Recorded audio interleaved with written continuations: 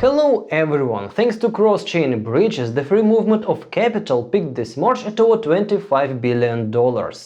Just as globalization has led to new types of commerce in local and global economies, cross-chain globalization will be the catalyst for new applications and use cases in Web3. And the core infrastructure of this new growth cycle will be messaging networks. Blockchain interoperability is a big concept, but there are two forms of interoperability worth distinguishing. The first form of interoperability is two-way bridges between assets.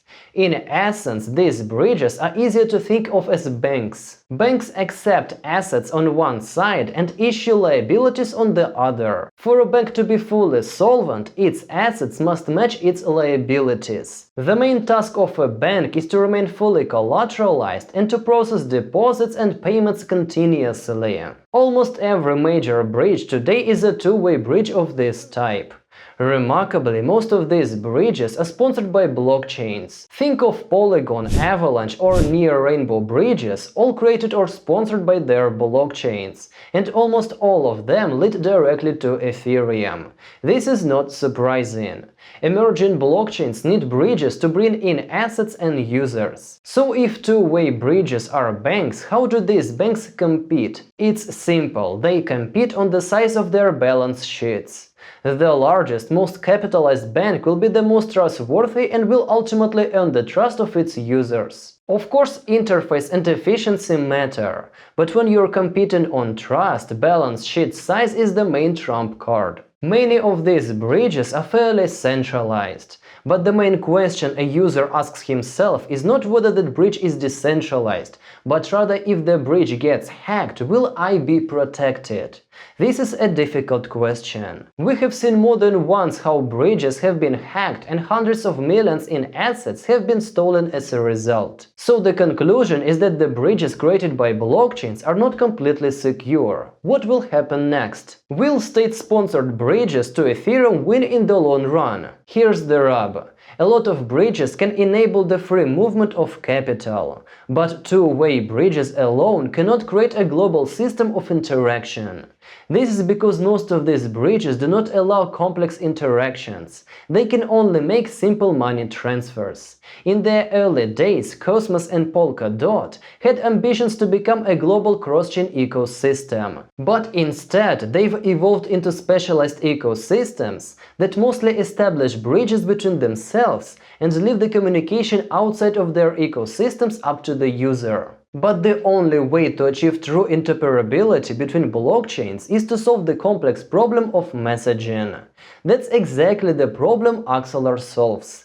Axelar is a universal interoperability layer that connects layer 1 blockchains through a decentralized network. Using the Axelar SDK, any smart contract developer can easily invoke a contract on another supported blockchain with a simple asynchronous call. The simplest form of cross-contract calls are bridges. But there are already plenty of bridges, so Axelar is not going to occupy that niche.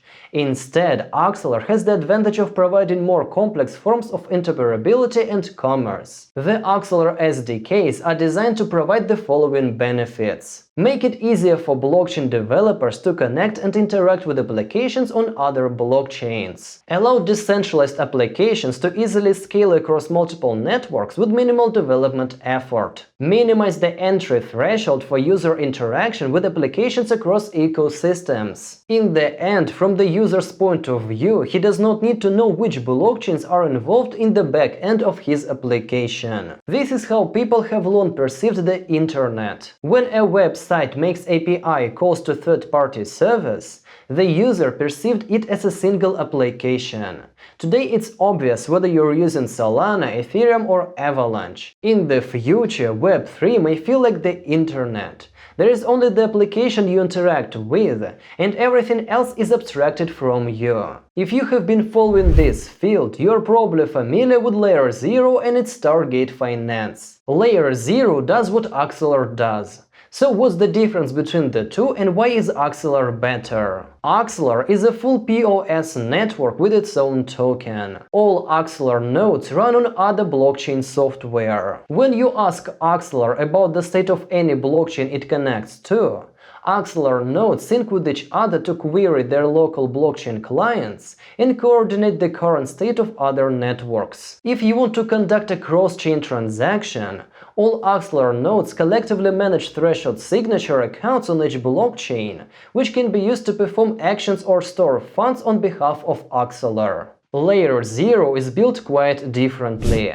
Unlike Axelar, it does not try to be the entire interoperability stack. Instead, it's just a set of contracts that define two roles: relayers and oracles. Oracles are responsible for giving information about the actual state on the blockchains, and relayers are responsible for actually delivering the messages and validating them. Which third-party relayer or oracle to use is up to the user.